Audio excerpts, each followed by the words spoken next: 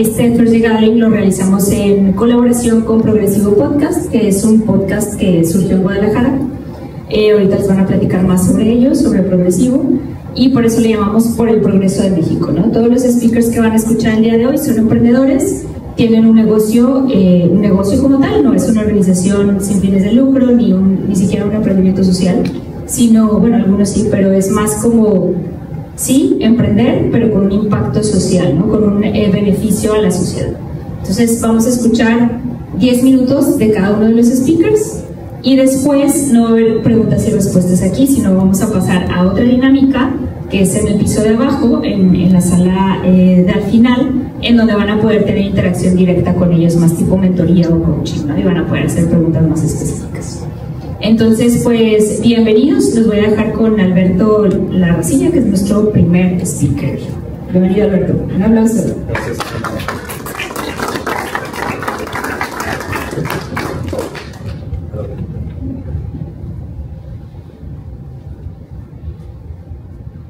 Bueno, buenas tardes. Primero me presento, soy vendedor. Y seguramente muchos con ustedes, pues si tienen una startup o están buscando crear una empresa, o si ya tienen una empresa, pues se han dado cuenta que lo más difícil de tener una empresa es vender. Y aquí les tengo una de las preguntas más importantes, hablando de la parte de Progresivo Podcast y de la razón de la que estamos aquí, es que se crean 50,000 podcasts al mes. ¿Alguno tenía idea de ese número? Pensaron que eran más, pensaron que eran menos. De hecho, hay más podcasts que personas escuchándolos. Entonces, ¿por qué nosotros creamos un podcast en una era donde todo el mundo tiene un podcast?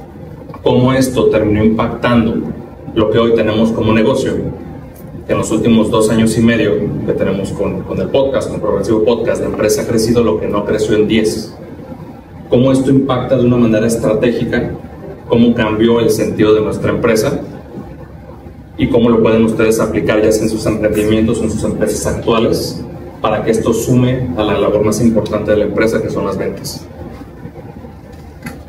El 89% de los podcasts que se están creando, estos 50,000 que se crean mes con mes, terminan en el episodio 3. ¿Por qué creen que terminan?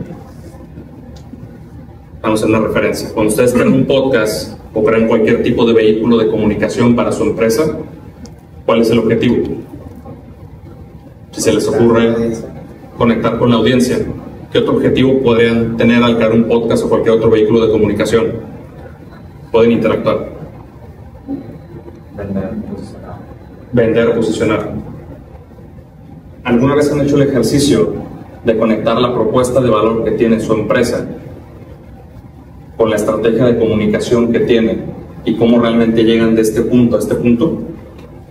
Porque regularmente hoy nos dejamos guiar más por la moda.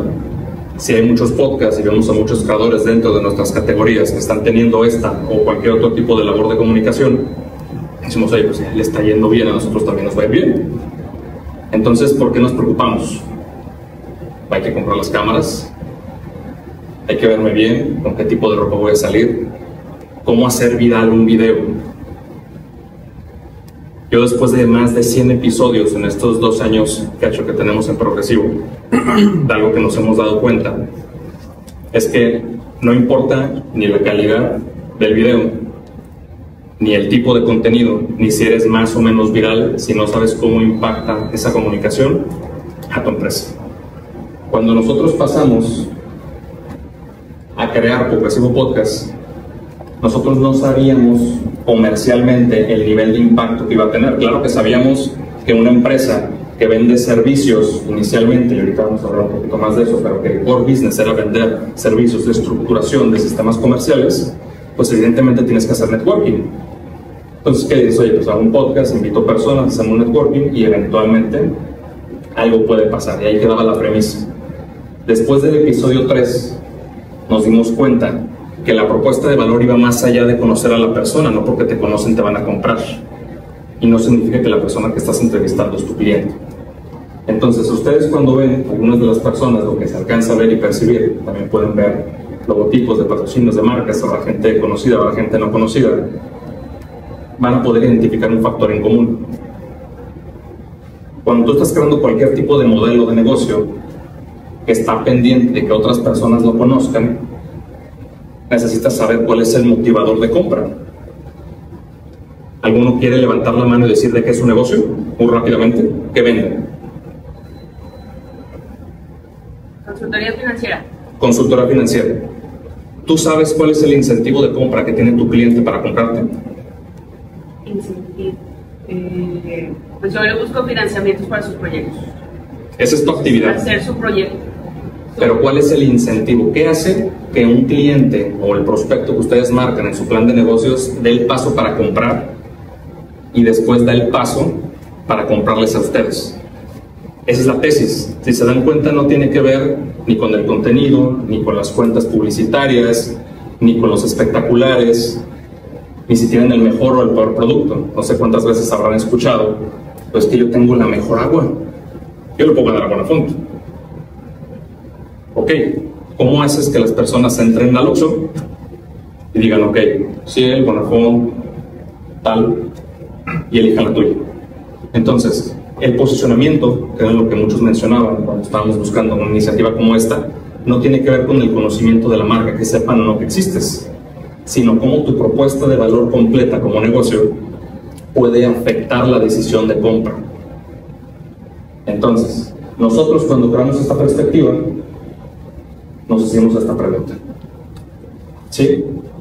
La área que es prescindible, o la única área que es prescindible de la empresa, son las ventas. Todas las áreas generan costos, todas las áreas generan gastos. La única área que genera ingresos, porque al final, digo, aquí habrá organizaciones sin fines de lucro, pero nosotros no lo somos y muchas de las empresas no lo son, necesitamos vender. Entonces, muchas veces nos estamos enfocando en crear el producto perfecto, en los canales de comunicación, pero descuidamos cómo todos estos ejercicios, cómo tener el mejor producto, cómo tener el mejor agua, el mejor envase, va a tener una repercusión real en que podemos vender. La pregunta es, ¿las ventas las hacen los vendedores? ¿Cuántos de aquí tienen alguna empresa que opere a través de vendedores?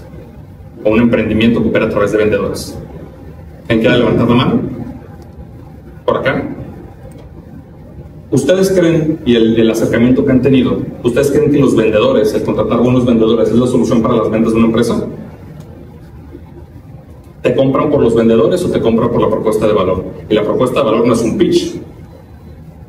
Muchas veces hablamos de la propuesta de valor como yo sentarme, platicarte porque yo soy el mejor y creemos que en ese momento nos van a comprar.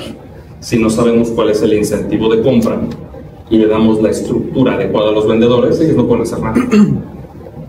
Entonces muchas empresas, nosotros ahora sacando el pie del lado del podcast y metiéndonos del lado de nosotros como consultora de sistemas de ventas, vemos que uno, los vendedores están totalmente desalineados a la propuesta de valor de la empresa.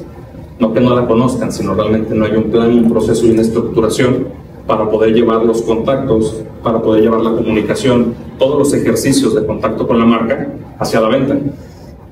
Entonces, tener buenos vendedores te ayuda, sí, pero sin una guía. Esta fue la clave en esta oración. ¿Sí? El comportamiento y el incentivo de compra que tiene cada uno de nuestros prospectos es lo que nos ayuda a poder avanzar. ¿Cómo lo pueden saber? Este término es el que se tiene que quedar de toda esta charla. Sesgos cognitivos. ¿Alguno ya sabe o sabía qué son los sesgos cognitivos? ¿No? Se los voy a explicar muy sencillo. Son fallas en el razonamiento lógico de las personas. Las personas compramos por tres razones, que serían nuestros incentivos de compra. El motivador funcional, que es yo compro una bolsa para cargar cosas, entonces yo estoy pensando en el material, durabilidad y precio. Después tienes dos motivadores que son emocionales, que es el social y que es el emocional hacia ti. O sea, compro para ser o compro para pertenecer. Esto viene de un libro que se llama Diseñando una propuesta de valor. Entonces, basados en esos tres motivadores funcionales, emocionales hacia ti y emocionales sociales, son los que nos hacen, dentro de los sesgos cognitivos, poder encontrar cuál es el motivador de compra. Lo que tienen que hacer es muy sencillo.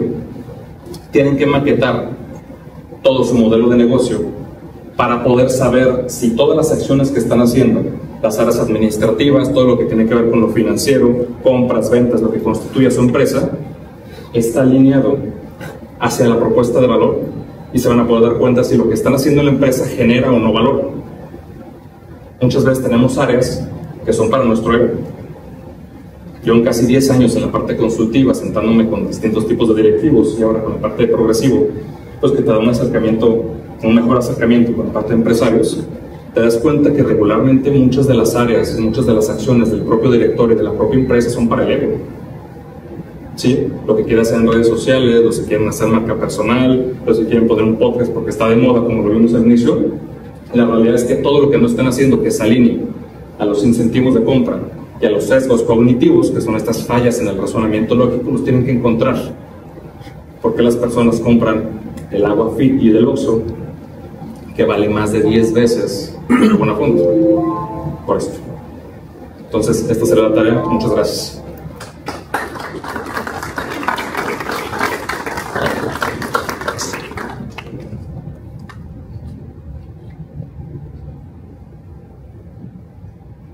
Muy bien, seguimos con nuestro siguiente speaker. Adelante, José.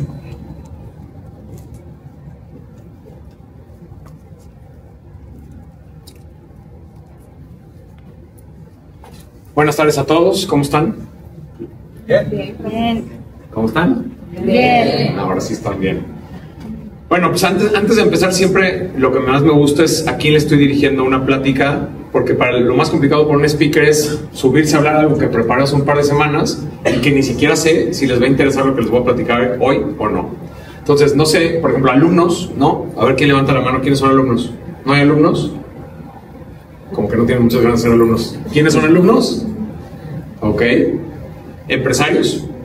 ¿Ya con su propia empresa? ¿Empresarios? ¿El otro resto que está haciendo?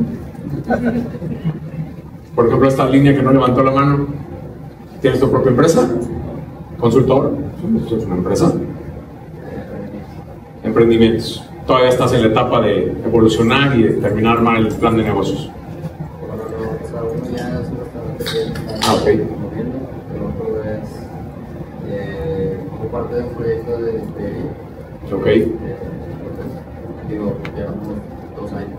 Bueno, ya 2 años es bastante. Bueno, pues les platico yo un poquito, una breve historia, más allá abajo, si nos juntamos, pues podemos abundar mucho más del tema.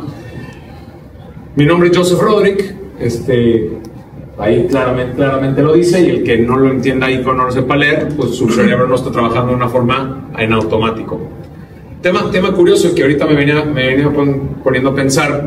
Yo tengo una empresa que se llama Black Sheep y dije, bueno, yo tenía la idea hace 10 años de poner esa empresa por una razón y por hacer algo diferente, ¿no? Es una empresa inmobiliaria, ¿no? 100% de ventas, 100% con fines de lucro, y éramos totalmente nuevos y desconocidos en la ciudad de Guadalajara. Y ahorita que me puse a pensar, mi papá es turco y mi mamá es chilanga, y tuvieron un hijo que fue arquitecto, ¿no? Que no tenía nada que ver con su familia, y prácticamente desde que nací, pues de alguna forma fui diferente al resto de los seres humanos para que se coordinara un turco con una ideología turca y una mexicana.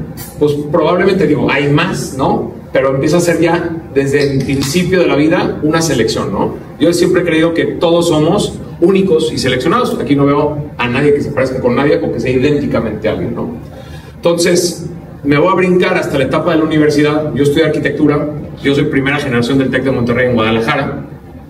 Yo digo que fuimos la primera generación echada a perder del TEC de Guadalajara, porque conforme íbamos caminando iban cambiando el programa, que ahorita no se parece seguramente nada. 25 años después ya cumplimos de egresados. Y después de salir de la arquitectura y de ver que yo no era el mejor arquitecto, porque volteaba a ver los proyectos de mis compañeros, o sea, mis casitas parecían las casitas de los puerquitos, ¿no? Y los proyectos de mis compañeros pues, se parecían a montones de los edificios que tienen aquí en Monterrey, ¿no? Y dije, bueno, no lo voy a hacer de arquitecto. O sea, veo que nada más desde el primer día de graduación ya prácticamente estoy desempleado. Pues mejor que ellos hagan la chamba de arquitectura. Un poco de años después, evidentemente te metes a trabajar, que es tu ilusión, lo que estudiaste. Pues me metí a trabajar como todos, a despachos de arquitectura, a empezar de dibujante, a ir a residentes de obra.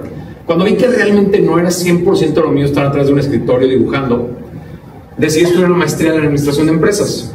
Después de 2 o 3 años de haberme graduado, lo primero que escuchaba es que el arquitecto y el constructor es el peor administrador de una obra. Así que bueno, si son tan malos todos los arquitectos o ingenieros o gente que construye, por ahí hay gente que se ríe porque a lo mejor ya tiene sus experiencias de obra con arquitectos e ingenieros. ¿Qué es lo que hice? Dije, bueno, pues entonces estudiar una maestría en administración de empresas. Si es tan malo este perfil para administrar, pues limpio un poco mi perfil estudiando administración de empresas. Estudio la maestría en administración de empresas y un año después me doy cuenta que sigue siendo poco mi perfil para lo que hoy en día el mundo exige. ¿Qué es lo que hice? Estudié 2 o 3 diplomados, ¿no? Gestión de proyectos, una maestría en alta dirección, porque lo que me gustaba era estar relacionado con la gente. Por eso es que yo me salí desde el despacho de arquitectura.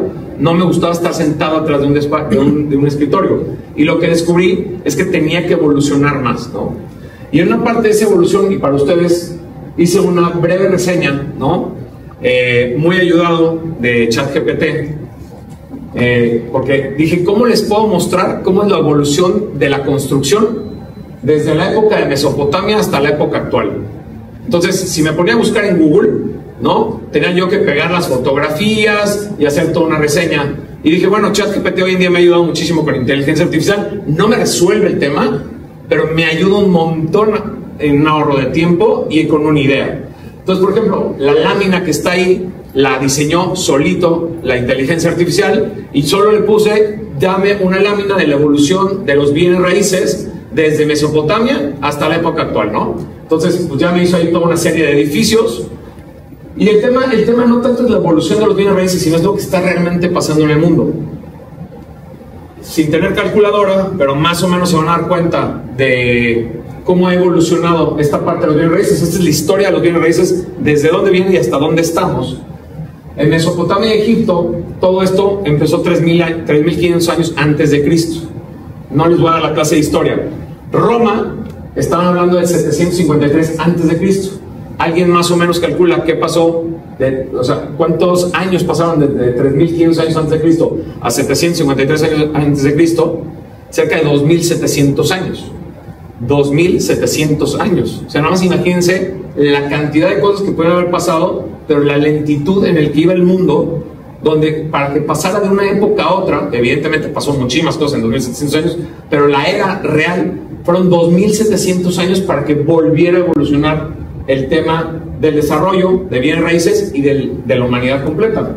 Si brincamos a la Edad Media, pues prácticamente estamos hablando de cerca de 1.100 años, ¿no? 1.100, 1.200 años. Fíjense, de 2.700 años a 1.100 años, el mundo dio vueltas más rápido a la mitad de tiempo. De la Edad Media a la Revolución Industrial, después de Cristo, estamos hablando de 1.300 años, que es algo muy similar. Pero fíjense, después de la Revolución Industrial al siglo XX, pasaron cerca de 140 años, ¿no? 141 años. Fíjense, en 3 brincos pasamos de 2.700 años a 140 años, donde el mundo volvió a tener hitos de cambio. Después, bueno, ya entra un tema de financiación del sector, ¿no? Del financiamiento del sector. De 1900 a 1980 ya no pasaron 140 años, sino que pasaron 80 años. O sea, otra vez, brincos prácticamente de la mitad del tiempo. De la era de la financiación de bienes raíces, que es un poco el tema, en 1800 brincamos a 20 años para que sea la era contemporánea del siglo XXI. ¿Qué pasa en el siglo XXI? Pues bueno, ya empiezan a entrar temas de globalización, temas de tecnología y mucho tema de sustentabilidad, ¿no? Y es más o menos a la época que estamos hoy. Hoy en día, en la época en la que vivimos, ¿cada cuánto creen que cambie el mundo? Todos los días. Todos los días. Y si no estamos hablando probablemente de horas o probablemente de minutos. Todo esto ha sido una revolución tecnológica, ¿no? Hoy en día todos tenemos celulares, ¿no? Ni tendría que levantar la mano para preguntarle quién tiene un celular, porque seguramente hay alguien que tiene hasta 2 celulares, ¿no? ¿Qué pasa? Hoy en día nos actualizan todos los días, en cada minuto, en cada actualización que tiene WhatsApp, que tiene Google, que tiene todo, todos estamos actualizados prácticamente de inmediato.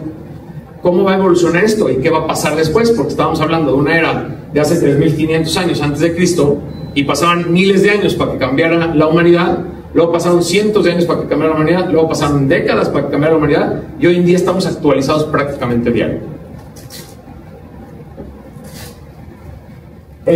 Mi empresa nace en el 2015 y detectamos varias cosas cuando nace una empresa, ¿no? Digo, evidentemente la pones con socios, tienes todas las mejores intenciones. En el tema de bienes raíces, relativamente ya estamos empezando a regularnos, pero bueno, en el 2015 no había barreras de entrada. Tú podías tener cualquier cosa y al día siguiente ser agente inmobiliario. No había nada que te detuviera. Tú te metes no es como un doctor o no es como un abogado que te piden una cédula para hacer la actividad. Tú decides mañana poner tu inmobiliaria. Yo en el 2015 con 25,000 pesos puse una inmobiliaria. Compré una computadora y saqué un acta constitutiva y yo ya tenía una inmobiliaria. Después, el mercado sin educación financiera.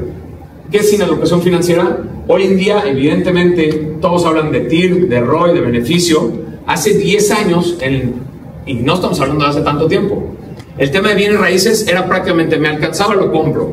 ¿Cómo lo compro? Casi todos venían de contado, ¿no? Oye, que la tasa, que los CETES, no, yo tengo el dinero, me gusta la unidad, aquí está el dinero. Hoy en día todo esto evolucionó. Hoy en día tenemos que ser los asesores inmobiliarios o asesores de venta, como lo acaba de decir Alberto, tenemos que ser financieros. ¿Por qué? Porque tienes que rebatir y debatir el punto con el cliente que te va a comprar. Porque hoy en día tiene un beneficio tener bienes raíces.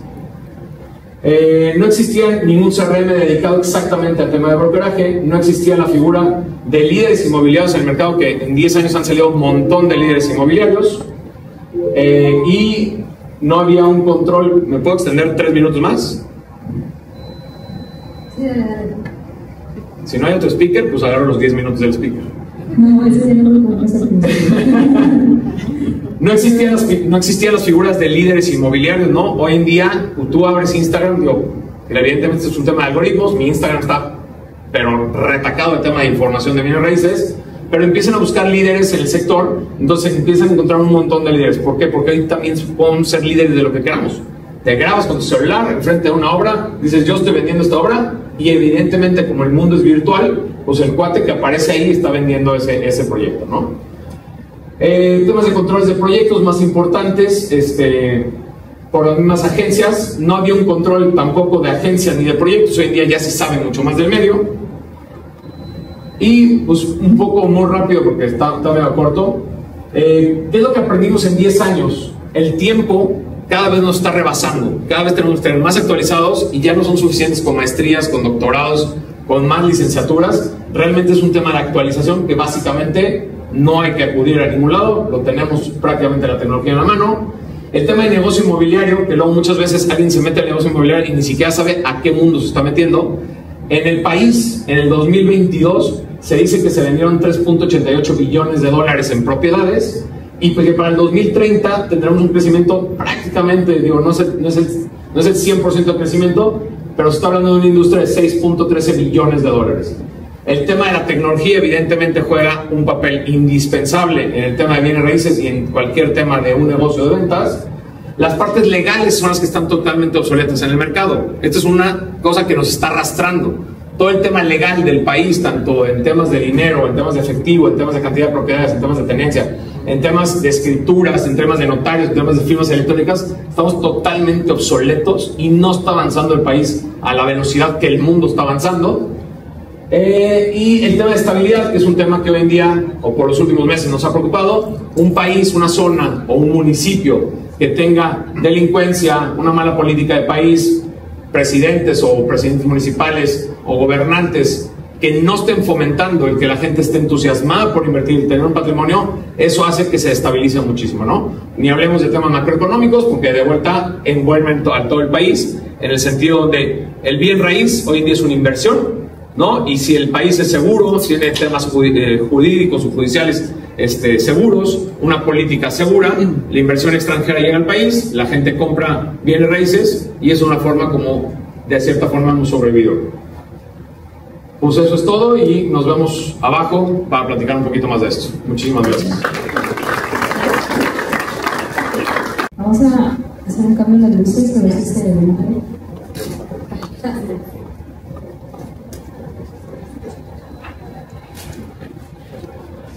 Ahí. Listo.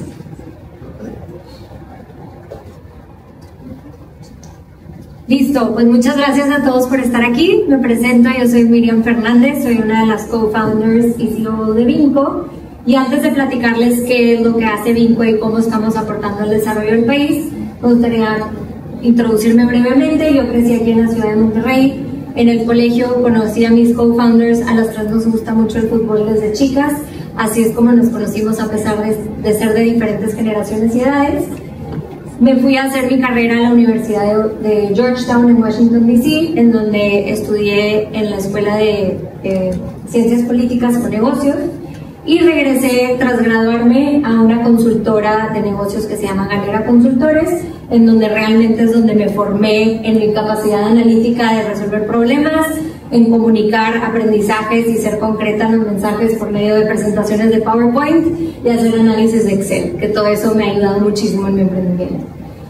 ¿Y de qué se trata Vinco? La problemática que nosotros detectamos es que es difícil para muchas empresas atraer y retener el talento operativo que necesitan para crecer, y a la vez que la rotación es un tema tan importante en las empresas, pero que por otro lado Latinoamérica es una región con la mayor brecha de habilidades del mundo.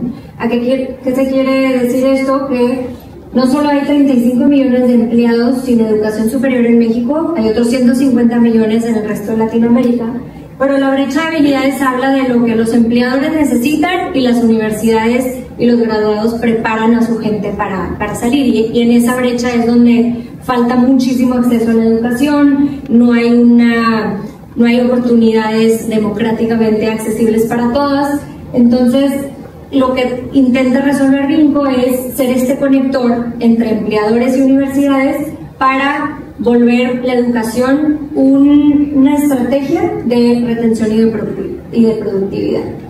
El modelo de Vinco, ¿cómo funciona? Es, nosotros no generamos contenido. A pesar de ser una plataforma tecnológica, que ahorita les enseñaré cómo funciona, nuestra propuesta de valor es que hay muy buen contenido ya desarrollado por muchos proveedores, instituciones de educación superior, capacitadores, freelancers, y lo que falta es conectar a la audiencia con el programa correcto. Una empresa a lo mejor y para directores necesita un programa de habilidades de liderazgo y de feedback y de cómo ser mejores líderes, pero para el perfil operativo, sin el título de prepa no puede crecer y desarrollarse dentro de la empresa, y entonces se topa ahí. A lo mejor para cierta área necesita cursos de programación y para otros necesita cursos de Excel. Y a pesar de que todas las instituciones se venden como las mejores en todo, pues es difícil que un solo proveedor te cumpla con todas las necesidades que necesitas. Vinco aquí entra a ser un intermediario o vinculador para conectar, dependiendo de lo que la empresa necesite, con el proveedor educativo adecuado y ayudarte con toda la administración. Nuestro objetivo es que las empresas inviertan en la educación, independientemente del programa que necesiten, sea escolarizado para generar retención y desarrollo, o sea, de habilidades de educación continua, pero que la empresa que no se dedica a educar sea fácil poder invertir en estas oportunidades. Vinco se encarga de todo eso, y al colaborador le asignamos a un coach, que es equipo de nosotros. De hecho, aquí está la encargada de todos los coaches, Sofía, que es la Head of Student Success, para que al balancear el estudio y el trabajo, que es un reto, se sientan acompañados y logren el objetivo de graduarse de su programa.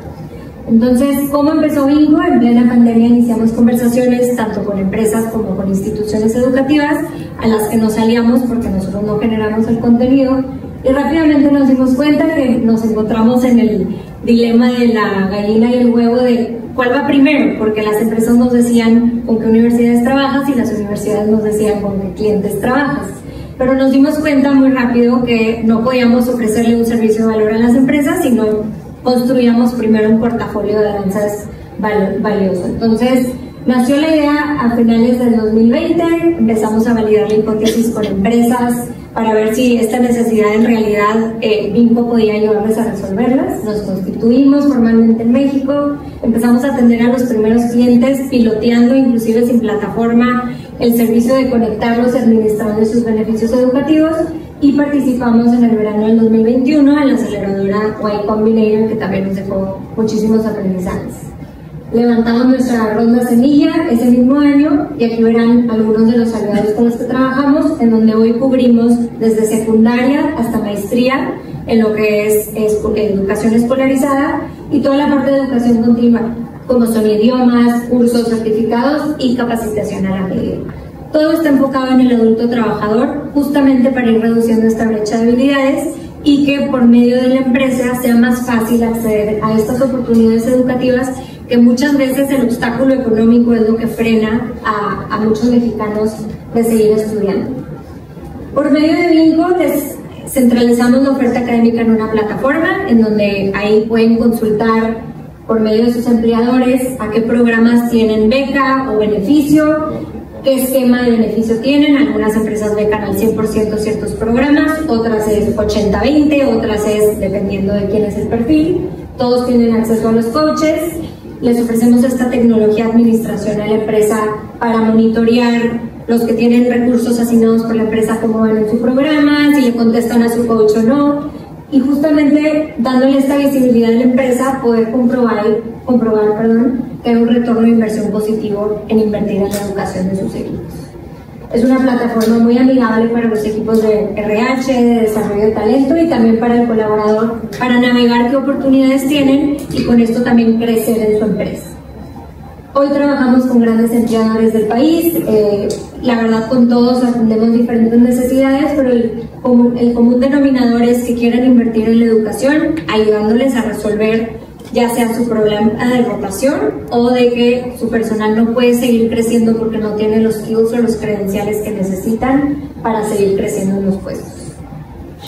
Aquí le estamos impactando. Vinco nació para resolver mucho de la necesidad en las bases operativas de las empresas que justamente sin el bachillerato no pueden crecer. Algunas veces por política de la empresa no pueden promover al supervisor de planta por más de que sea el gerente ideal porque no tienen certificado de prepa. Aunque lleve 30 años en la empresa necesita ese diploma. Entonces aquí sale muy chiquito la gráfica, pero operadores y empleados es nuestro 63% de estudiantes, seguido por gerentes y supervisores directivos menos del 1%. El sueldo promedio, según las encuestas demográficas que hemos hecho, es menor a 10,000 pesos mensuales, en donde comprobamos que a lo mejor y sin ese incentivo de la empresa o ese apoyo no hubieran estudiado. Entonces es un modelo en el que Vinco solo crece como empresa si más personas estudian. Y algo que no he mencionado es, yo no le cobro a la empresa, a la administración, más bien yo le cobro a la institución educativa con la que trabajo un fee por cada estudiante que yo les mando. Entonces es ganar, ganar, ganar. El factor más importante siempre a todos los que hemos encuestado es la flexibilidad en horarios. Todos somos adultos con demasiadas cosas en nuestro día a día y a veces encontrar el espacio para estudiar es complicado. Son programas flexibles, en línea, a veces autodirigidos, pero en formatos que sean fáciles de digerir. Y el impacto que hoy hemos tenido en temas de retenciones, el 82% de los estudiantes sienten más compromiso con la empresa después de completar el programa. Es decir, en lugar de rotar entre 3 y 6 meses, se quedan más tiempo para crecer. El 85% considera que ha contribuido a su satisfacción laboral y el 85% también ha visto mejoría en sus habilidades y competencias de trabajo. Y un dato que no viene aquí, pero que también estamos ya recopilando, es qué tan más probable es que te promuevan tras haber completado un programa becado en tu empresa a que si no lo hubieras cursado, y también está arriba del 60%. Y para terminar, me gustaría platicarles de algunos aprendizajes para los que están emprendiendo, algunos aprendizajes que yo personalmente he tenido en Vinco. El primero, y creo que el más importante, es escoge bien a tu equipo. Al final es con los que vas a trabajar día a día, cuando se pone difícil, y entenderte y saber cómo te complementas, para mí ha sido lo más importante. Emprender, el segundo aprendizaje, son sub y bajas. Hay días muy buenos, hay semanas excelentes de resultados que te emocionan y hay semanas en donde dices cómo le vamos a hacer el siguiente mes. Entonces, saber a lo que se están metiendo y perseverar y asegurarse, como decían los compañeros de antes, de que tu propuesta de valor realmente le está generando valor a alguien.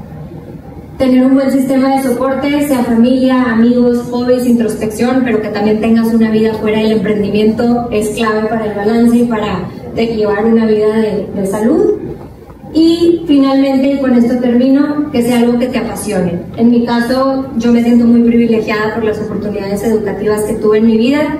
Siempre me ha movido el impacto de la educación, creo que es el mejor motor para cambiar las cosas, y me cuesta trabajo que el acceso a la educación todavía sea algo sumamente difícil para muchas personas que no tienen recursos, que no tienen tiempo o que no saben por dónde empezar. Entonces, lo que logramos con Vinco es que mientras las empresas atraen y retienen talento, generan upskilling y obtienen un ROI positivo, en conjunto reducimos la brecha de habilidades, impulsamos movilidad social y crecemos la fuerza laboral del futuro.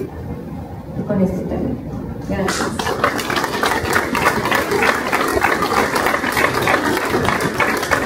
Muchísimas gracias, Miriam. Le damos ahora la palabra a Daniel.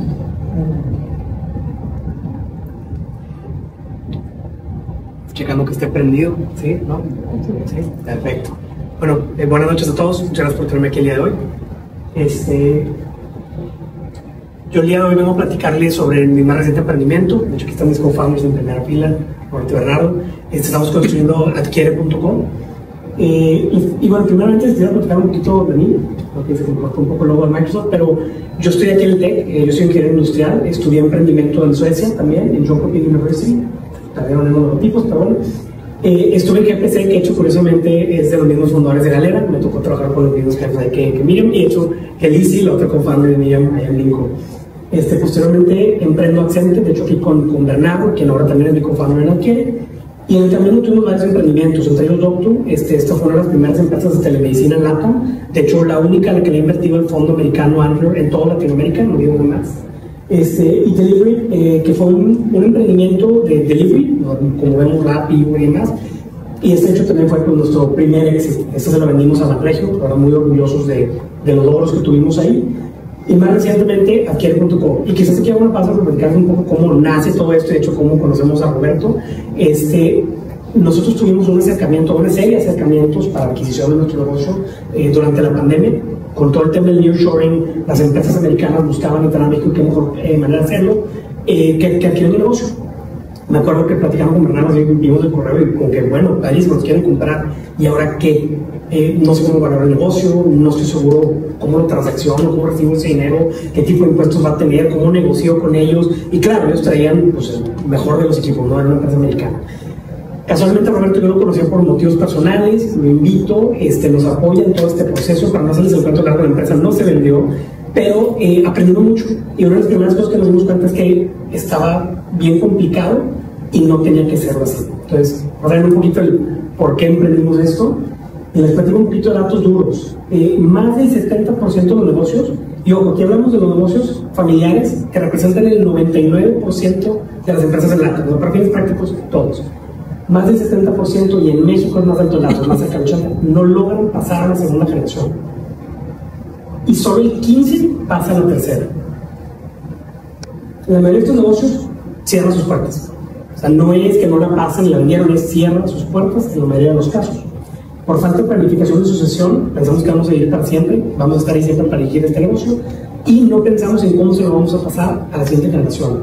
Conflictos familiares, yo voy a estar videos en YouTube, familias que se pelean por esto, ya se lo saben. Problemas de liderazgo y gobernanza, no nos ponemos de acuerdo, dos hermanos se pelean, ¿verdad? No logran quién va a ser el CEO, quién va a dirigir. Mala gestión financiera, decisiones pobres, ya sea por falta de capacidades, por no se ponen de acuerdo, lo que fuera. Y métodos de competitividad es muy dinámica en el mercado. O sea, al final del día, estudios de empresas familiares, es muy común que mezclamos las finanzas personales con las de la empresa.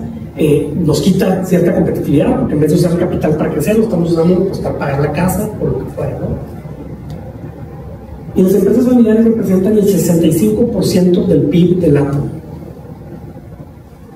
Y el PIB de LATAM es de $5 trillones aproximadamente. Es decir, que las empresas familiares representan 3.25 trillones de dólares y el 70% cierra.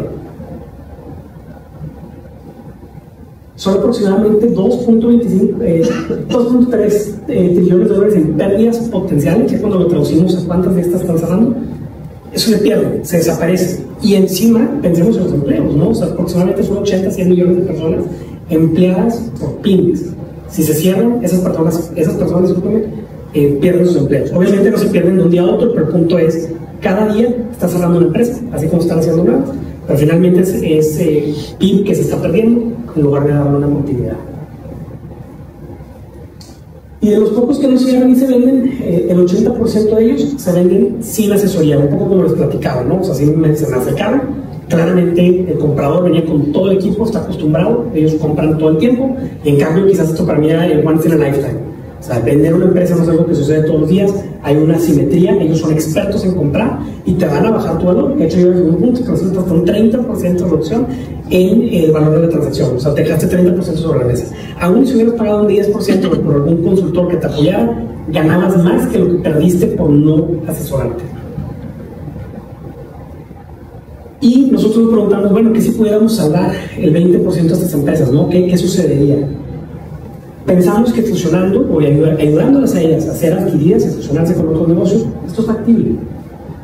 Y considerando que tenemos aproximadamente 2.3 trillones en riesgo, si salvamos solo el 20% de ellas, logramos rescatar 445 billones de dólares en PIB que no desaparece, que lo mantenemos, continuamos creando empleos y continuamos creciendo la economía. En este caso, hoy operamos en México, pero estamos hablando pues ahora sí que de todo LATAM.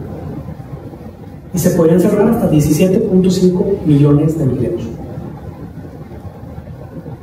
En Adquiere.co conectamos empresas que buscan levantar capital o vender su negocio con quien busque invertir o comprar negocios. Somos un marketplace, conectamos las empresas, ofrecemos servicios de evaluación, nos apoyamos con todo el proceso, desde la conexión con el comprador potencial hasta el cierre de la transacción. Y bueno, esto lo hacemos de una manera holística, es decir, cubrimos todos los puntos de la transacción para apoyar a estas empresas para que logren maximizar el retorno de inversión. Y llegando un poquito al impacto, ¿cómo impacta realmente a los emprendedores? ¿Verdad? No les venía a vender Adquiere, sino la idea es platicar con ustedes un poco de cómo impactamos el ecosistema. Uno de los temas más grandes que tenemos, lo vimos en la pandemia, cayó lana como nunca en inversiones. Posteriormente se seca. Y uno de los temas más importantes de por qué se seca es porque no hay exits. O sea, si no se vende ni un startup o no llega un IPO, de nada sirvió para los inversionistas. ¿Cuándo recuperan ellos su inversión, no? Entonces lo que vemos es que a través de apoyar a las empresas con mayores oportunidades de crecimiento a través de levantamientos de capital, apoyamos al ecosistema dando mayores oportunidades de salidas. De hecho, ya tenemos varios casos ahorita, negociaciones de corporativos de la región comprando startups. Ya se están dando. Y eso no creo que se nos haga nunca, pero lo estamos facilitando, estamos haciendo que el discoverability de que ese startup existe y se quiere vender sea mucho más fácil y que esos corporativos se involucren. Y finalmente vemos que esto pues bueno, va a dar mayor circulación de capital, es un ciclo virtuoso. Si yo vendo mi empresa, ¿qué voy a hacer después? ¿No? Puedo dedicarme nomás, si me fue muy bien, quizás ya me voy a vivir en una isla remota, pero muy probablemente voy a querer hacer algo más, muy probablemente voy a querer seguir contribuyendo a la sociedad como buen emprendedor, voy a invertir, me vuelvo un ángel y se vuelve un ciclo virtuoso, no paso de comprador a ser un inversionista o un comprador potencial. Y creemos que todos los emprendedores merecen acceso a oportunidades de crecimiento y transformación. Usamos la palabra transformación porque muchos pensamos solamente en vender. También se puede dar el caso de una fusión. Y en un caso de una fusión, de hecho lo vimos con JDU, JDU es un caso súper exitoso. Aquí lo conocen, ha venido varias veces a dar pláticas. Es un unicornio, se fusionó con una empresa americana y en lugar de tener un pique, digamos, con un líder en Estados Unidos, lo que hacen es que se juntan, todos ganaron y se volvieron el líder de la región.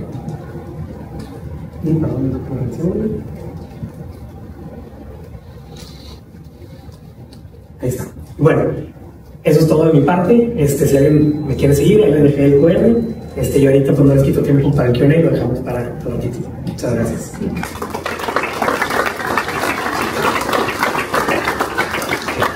Muchas gracias, Dani. Nos vamos con el último speaker, Andrés. Hola, ¿cómo están? Mi nombre es Andrés Quintanilla. Soy co-founder y CEO de Monto. Ahorita les voy a explicar qué es lo que hacemos. Lo que tenía pensado para el día de hoy era esta presentación que estamos por mostrar. Yo creo que es la versión como 200 de la presentación que presentamos a nuestros clientes. Y yo cuando la veo la historia Monto un poco ahí plasmada a través de todo. Que lo que quiero más que venderles a ustedes es mostrarles un poco cómo lo que hacemos y cómo llegamos ahí para todos los emprendedores que también pues, puedan llevarse algunos aprendizajes de lo que ya vivimos y que es el resultado de lo que hacemos el día de hoy, ¿no? Voy a estar brincoteando por eso un poco entre las diapositivas, mucho no creo que aplica. Voy a tratar de que sea lo más útil posible la plática. Entonces, bueno, como les comenté, yo soy Andrés Quintanilla, soy cofundador y CEO de Monto. Previo a Monto trabajé en la industria financiera, trabajé en un banco, en Goldman Sachs, por si alguien lo conoce. Estuve ahí 7 años de mi carrera previo a emprender en Nueva York, en Suiza y en Estados Unidos, conociendo diferentes áreas del sector financiero. Por ende, el startup es como un giro financiero. Y mi socia Karina, Exatec, en Microsoft. Entonces, bueno, todo comienza 2019 con la idea de cómo podemos traer un servicio que en particular nos apasionaba mucho, que era Salary on Demand, a México. Era un beneficio que en Estados Unidos y en Europa muchas empresas estaban ofreciendo a sus empleados, y que la idea detrás de ese beneficio era cómo flexibilizo la fecha en la que yo puedo cobrar mis ingresos generados. Entonces, cambiar el concepto de decir yo, porque la empresa decido, tienes que cobrar semanal, quincenal o mensual tu sueldo, no me importa si a ti te funciona o no te funciona, ¿no? Eso es como se ha hecho siempre, toda la vida. El patrón determina cuándo se paga, el empleado cobra. Y obviamente eso causa mucho estrés en la economía personal de los empleados, sobre todo al día de hoy, donde ya pues muchos de los servicios los pagamos on demand, en el celular. Entonces, lo que nosotros quisimos traer a México fue ese beneficio cuando no existía, ¿no? Entonces, ahorita me regreso a dónde empieza todo, que de hecho todo empieza aquí con nuestros amigos de Accenture del día 1, quienes nos ayudan a desarrollar el MVP, ¿no? Pero bueno, lo que somos al día de hoy, ya les comenté dónde empezamos. Lo que somos al día de hoy más bien somos una plataforma integral y modular de beneficios, para que empresas de cualquier tamaño puedan determinar cuáles beneficios son los que más valor les aporten. Primer key takeaway que nosotros nos encontramos al tratar de emprender: traíamos una idea, traíamos un producto que habíamos hablado con clientes y sabíamos que había interés. Que nos falló un poco determinar cuál era la estrategia, cuál era el go-to-market strategy y entender cómo íbamos a vender ese producto a los clientes. Con el tiempo nos dimos cuenta, oye, si solo vendemos Salary on Demand, pues vamos a tardar muchísimo en hacer un unicornio y un negocio muy grande, ¿no? Entonces, parte de lo que aprendimos es ser muy cauteloso en la idea y tener muy claro que donde empiezas no vas a estar ahí. Creo que aquí hay un poco de resistencia en el mundo emprendedor de pivotear. Creo que cada vez se normaliza más. Pivotear un soft pivot, pivotear completamente 360 siempre es válido. Nosotros nos dimos cuenta un poco contra nuestra filosofía que no queríamos promover préstamos, que las empresas lo hacían. Y lo hacían internamente, lo hacían con terceros. Entonces dijimos, ¿por qué no lo hacemos nosotros? Ya tenemos la tecnología, ya trabajan con nosotros. Entonces nace la Vertical 2, que es préstamos. En el camino vemos que las empresas tienen beneficios de todo tipo.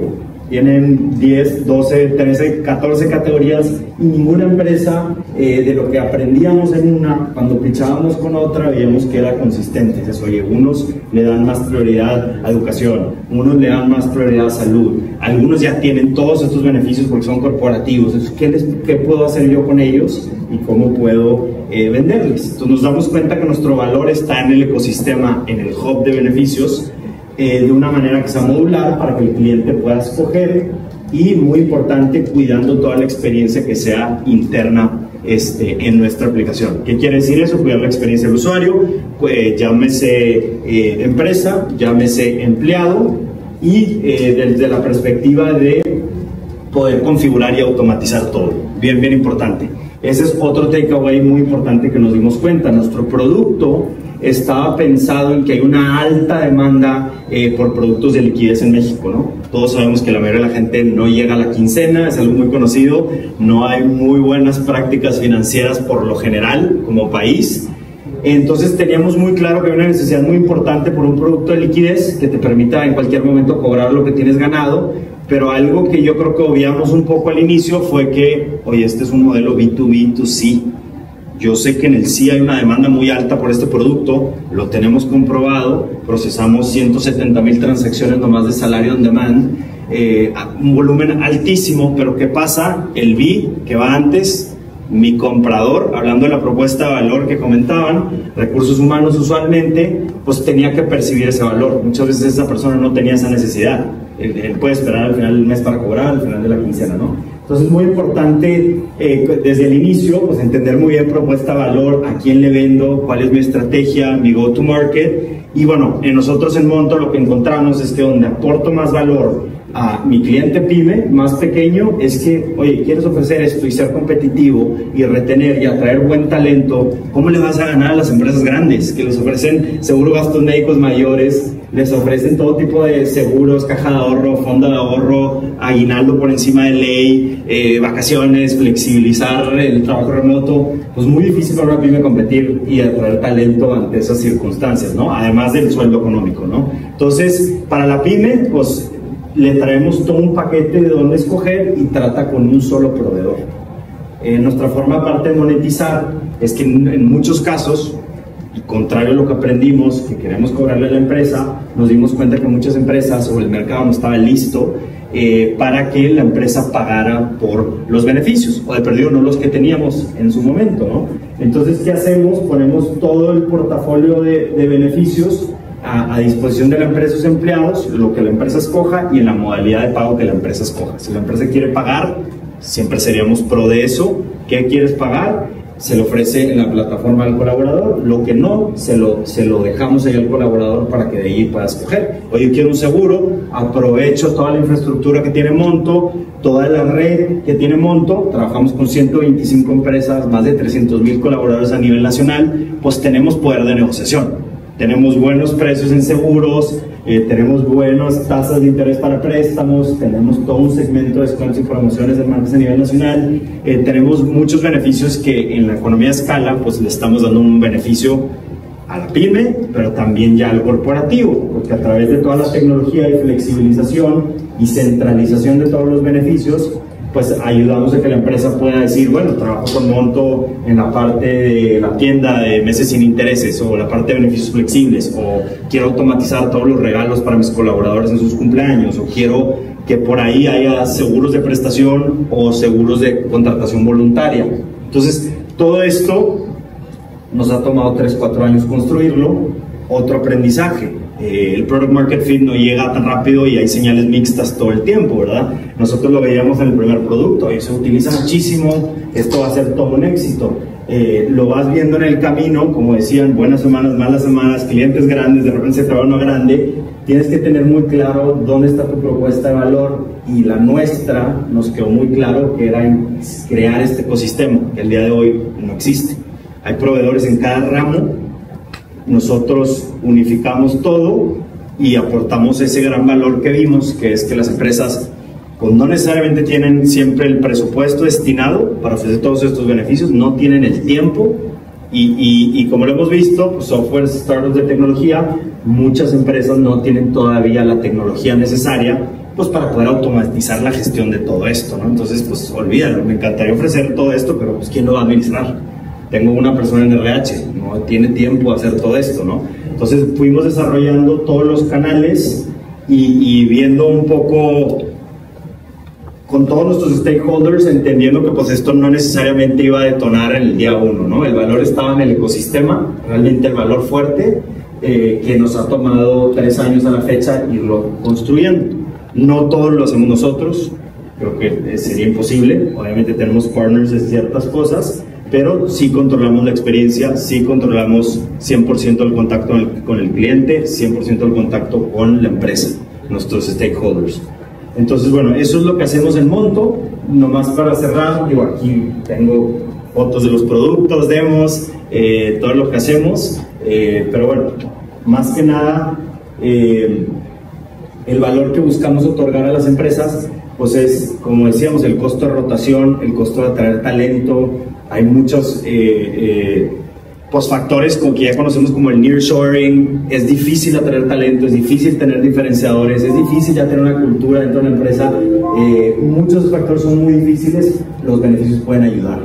Y esa es nuestra forma de agregar valor para que sean más competitivos a la hora de atraer talento, retenerlo, tener un mejor ambiente laboral Y bueno, al día de hoy, como les comenté, pues nuestro universo va creciendo, los beneficios van creciendo y pues estamos impactando cada vez a más mexicanos con todos estos beneficios. Muchas gracias. Cualquier cosa nos vemos en la sesión si quiero platicar más a detalle de cualquiera de estos temas.